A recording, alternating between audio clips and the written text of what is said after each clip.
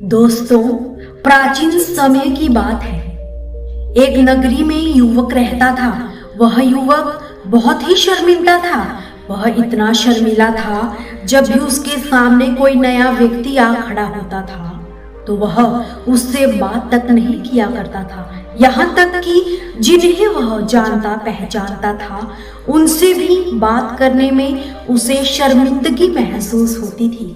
वह उनसे भी ठीक से बात नहीं कर पाता था और अपनी इसी समस्या के कारण वह खुद भी बहुत परेशान था, क्योंकि वह अपने जीवन में कुछ भी नहीं कर पा रहा था। धीरे धीरे समय बीतता गया और समय बीतने के साथ साथ उस युवक की शर्माने की आदत भी बढ़ती गई, जिस कारण वह अत्यधिक निराश रहने लगा, चिंतित रहने लगा, परेशान रहने लगा।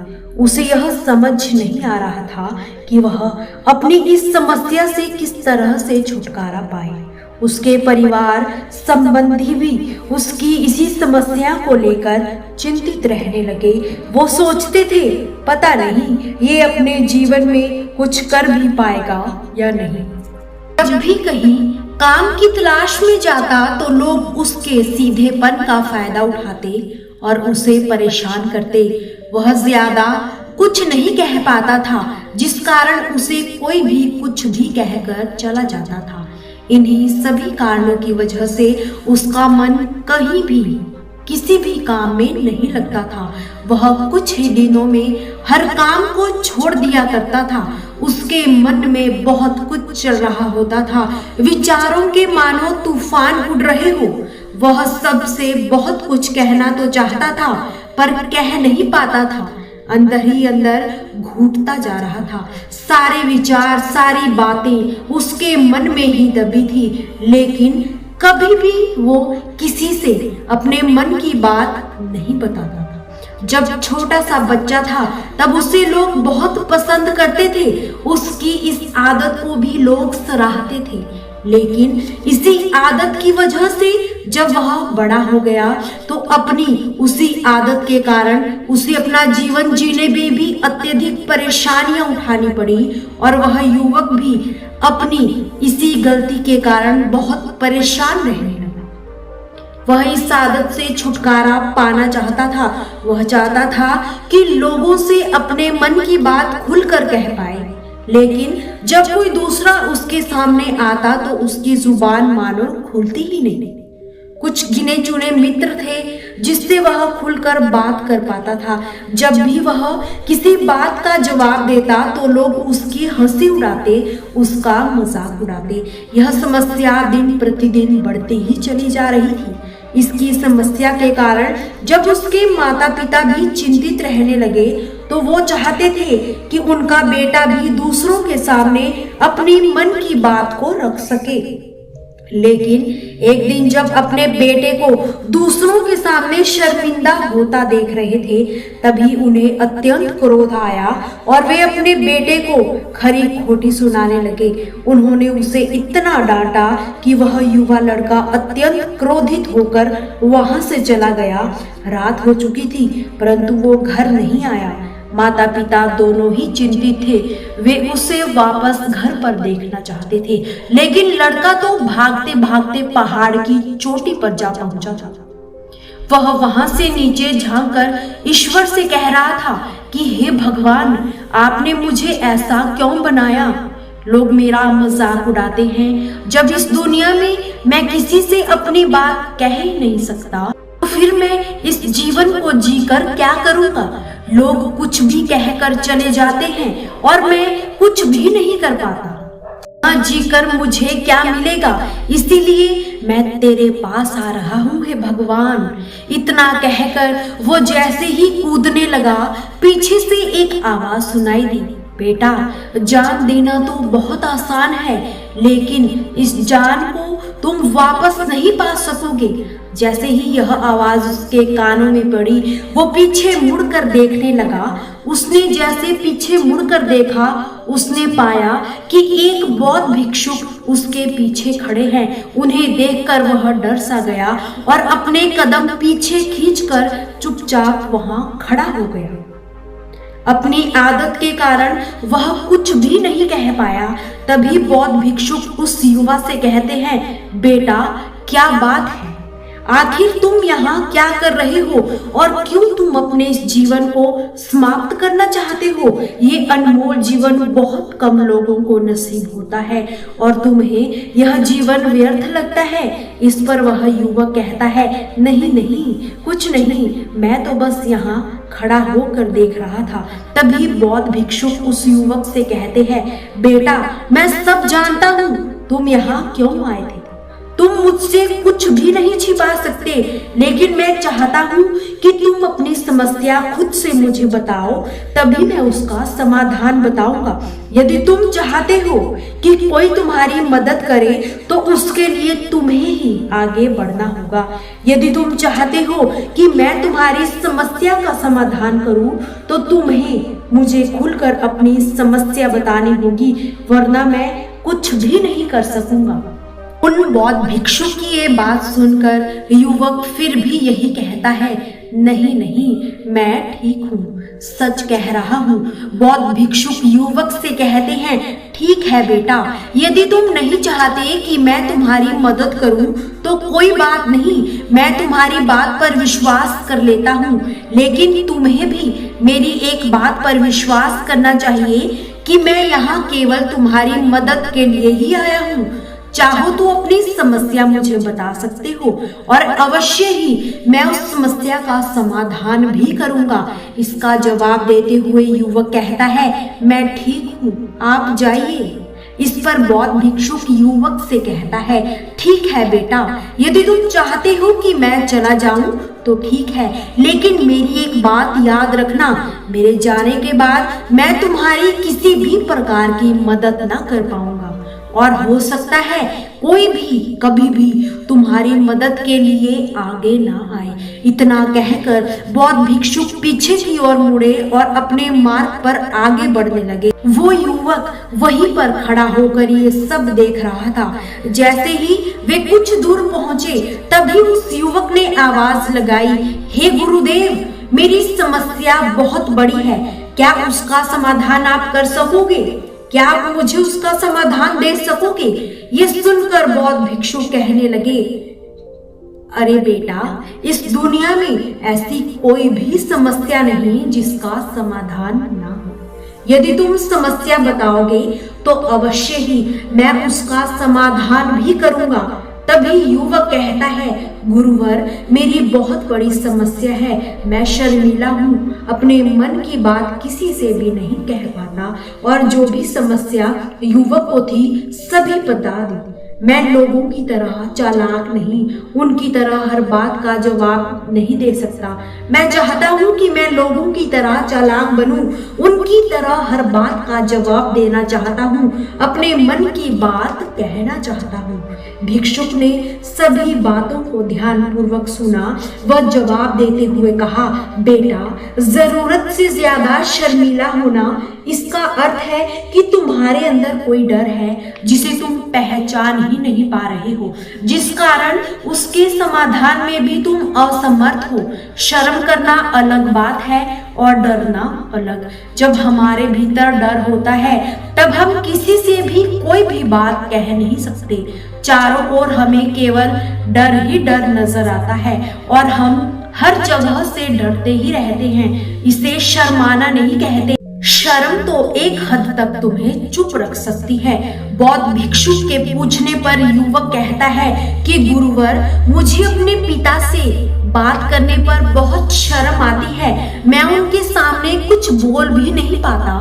तभी वे बौद्ध भिक्षु कहते हैं, अच्छा अब ये बताओ, जब तुम अपने पिता से बात कर रहे होते हो या फिर बात करने का प्रयास करते रहते हो तो तुम्हारे मन में कैसे ख्याल आते हैं? युवक कहता है, जब भी मैं उनसे बात करने का प्रयास करता हूँ तो मुझे ऐसा लगता है मानो मेरे पिता अभी मुझे डांट देंगे, मुझ पर क्रोधित होंगे और कहीं ना कहीं मुझे ये भी लगता है कि मैं कुछ गलत बात ना कह दूं।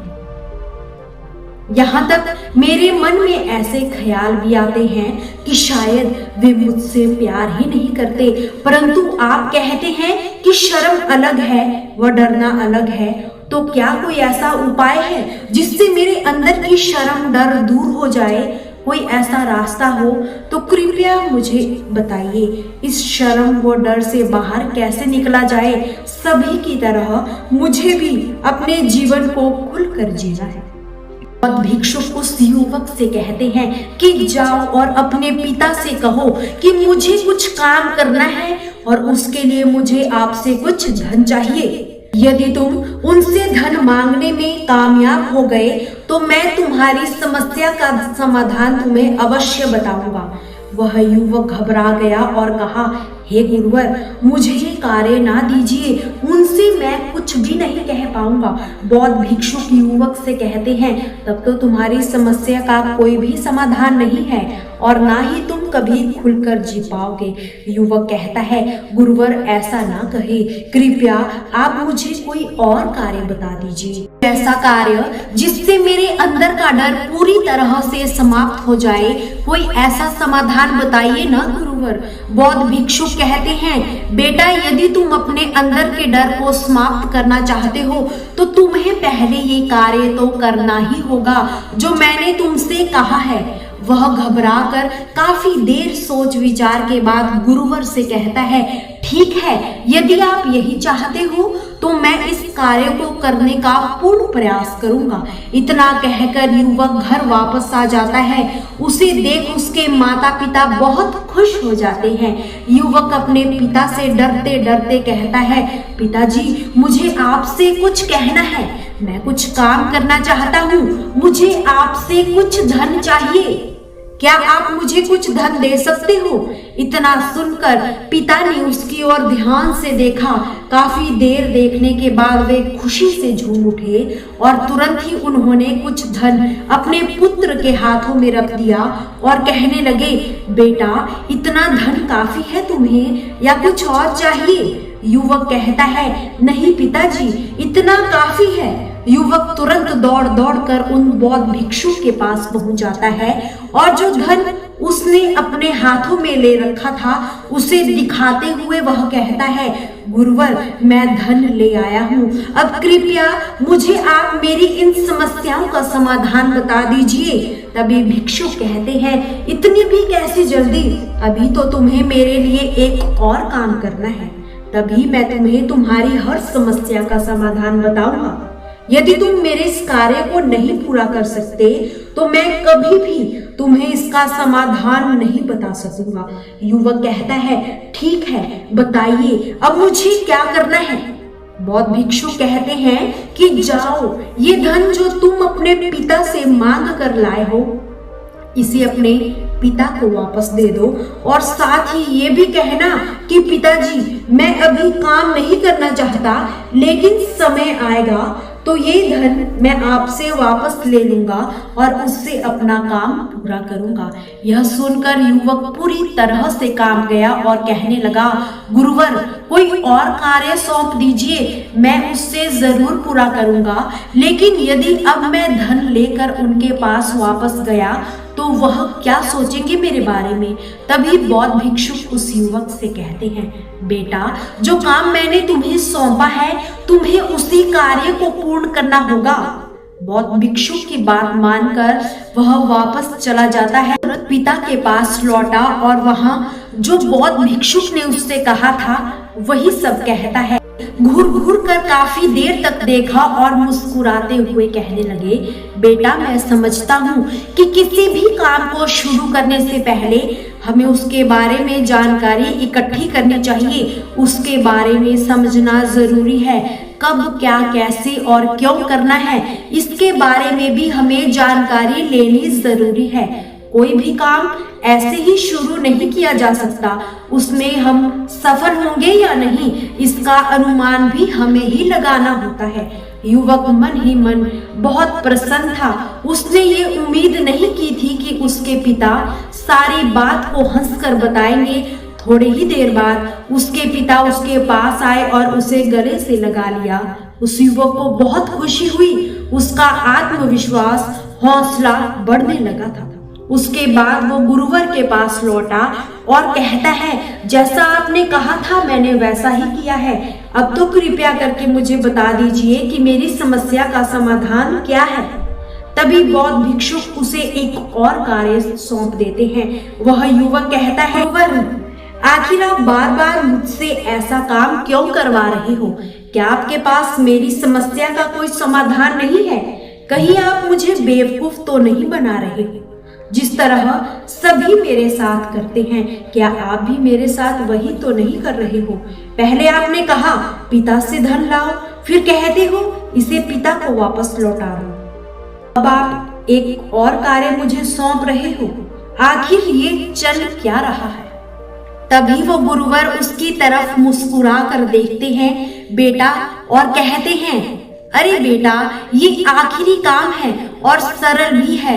तुम जैसे ही इस कार्य को पूरा करोगे, तुम्हें मैं वचन देता हूँ कि तुम्हारी इस समस्या का समाधान तुम्हें जरूर बताऊंगा। इस पर युवक सोच विचार कर बौद्ध भिक्षुक से कहता है, ठीक है, लेकिन ये आखिरी काम होगा, बताइए मुझे क्या करना है। गुरुवर एक मूर्ति दिखाकर उसके हाथ में थमा देते हैं।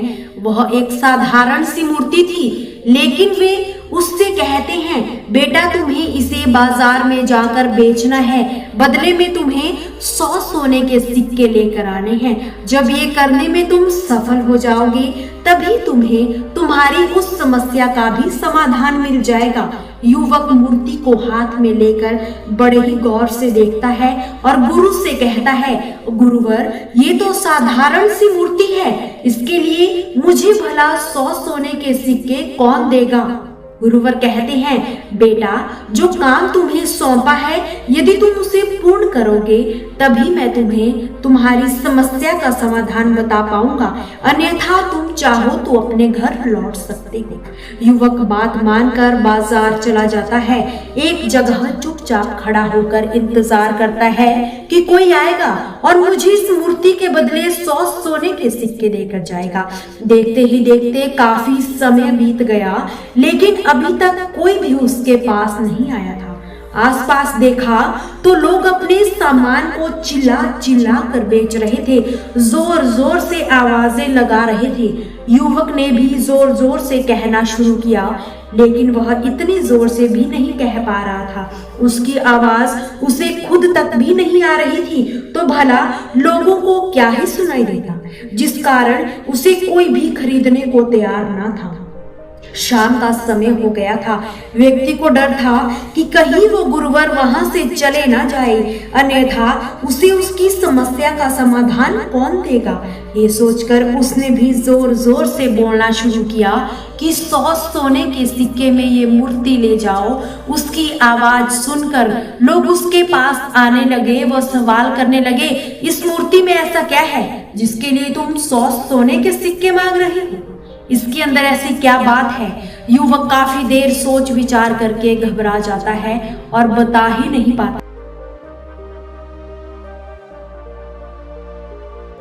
वहां से चले जाते हैं। धीरे धीरे कई लोग फिर से उसके पास आए और सभी ने बस एक ही सवाल किया, आखिर इस मूर्ति में ऐसा क्या है, ऐसी क्या खास बात है? युवक ने फिर सभी को समझाने की कोशिश की, बहुत प्रयत्न किए, लेकिन कोई भी उस मूर्ति को 100 सोने के सिक्के देकर लेने को तैयार न था। वह निराश था, समझ नहीं पा रहा था कि आखिर किया क्या जाए। तभी उसने बाजार की ओर दुकानदारों को देखा। सभी अपने अपने सामानों की खासियत बता रहे थे। ये देखकर उसने भी सोचा, मुझे भी कुछ ना कुछ करके इस मूर्ति की खासियत बतानी होगी, तभी ये मूर्ति बिक पाएगी। फिर से एक बार जोर जोर से आवाजें लगानी शुरू की और कहा, समस्या का समाधान निकालने वाली मेरे गुरु की मूर्ति, जो केवल एक ही है, जिसके पास भी ये मूर्ति होगी उसके घर कोई समस्या नहीं होगी। यह मूर्ति तुम्हें समस्या का समाधान बताएगी। ये सुनकर लोगों की भीड़ इकट्ठी होने लगी। सभी कहने लगे, क्या सच में ये समस्याओं का समाधान करती है? युवक कहता है, हाँ, यदि आप इस मूर्ति को ले जाते हैं आपके घर में कोई भी समस्या होगी तो उसका समाधान ये आपको अवश्य बताएगी, चाहे कोई भी समस्या हो, कैसी भी समस्या हो। इतना कहते ही बस यही एक मूर्ति सभी को चाहिए थी। उस मूर्ति के दाम बढ़ने लगे। कोई 200, कोई 400 सोने के सिक्के देने को तैयार था। लोग उसे किसी भी कीमत पर खरीदने को तैयार थे।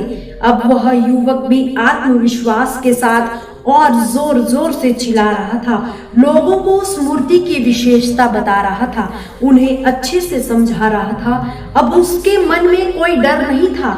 लोगों को पूरे आत्मविश्वास के साथ बिना घबराए समझा रहा था। जैसे जैसे अंधेरा होने लगा, लोगों की भीड़ मानो कम होने का नाम ही नहीं ले रही थी। लोग मूर्ति को खरीदना चाहते थे।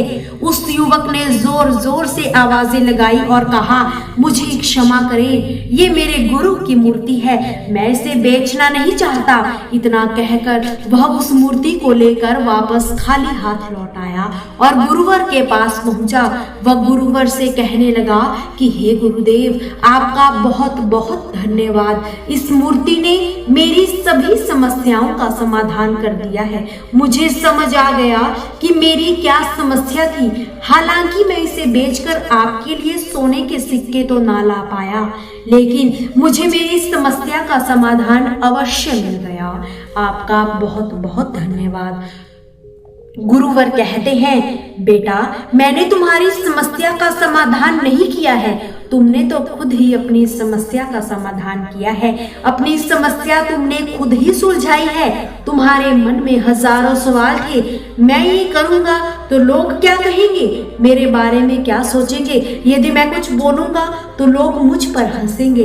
ऐसे कई सारे विचार तुम्हारे मन में थे, ऐसे कई डर तुमने अपने मन में पाल रखे थे। लेकिन जब मूर्ति बेचने के दौरान तुमने उन हजारों लोगों का सामना किया, उनके सामने खुलकर अपनी बात रखी, उनके सामने खुलकर वह कहा जो तुम्हें कहना था, तो तुम्हारे मन का डर खुद ही समाप्त हो गया। जिसे तुम शर्माना कहते थे, वो अपने आप ही तुम्हारे भीतर से कहीं गायब हो गया था। युवक गुरु की बात सुनकर कहता है, गुरुवर, आप सही कहते हैं। आपने आज मेरे मन में विश्वास जगा दिया है, जिससे मैं अब अपने जीवन में कुछ भी हासिल कर सकता हूँ। आपका बहुत बहुत धन्यवाद। डर को धीरे धीरे खत्म करने से ना ही आपको शर्म आएगी, ना ही डर लगेगा। जब आपके भीतर का डर समाप्त हो जाएगा तो आप अपने जीवन में जो कुछ भी करना चाहते हैं, पाना चाहते हैं, उसका रास्ता आपके लिए पूरी तरह से साफ हो जाएगा और अपने मार्ग पर तेजी से आगे बढ़ने में सक्षम भी हो जाएगा। बस खुद पर विश्वास कीजिए, क्योंकि आप ही हैं जो अपने इस डर का सामना कर सकते हो। दोस्तों, उम्मीद है आपको भी इस कहानी से बहुत कुछ सीखने को मिला होगा। अपने आत्मविश्वास को कैसे बढ़ाया जा सकता है।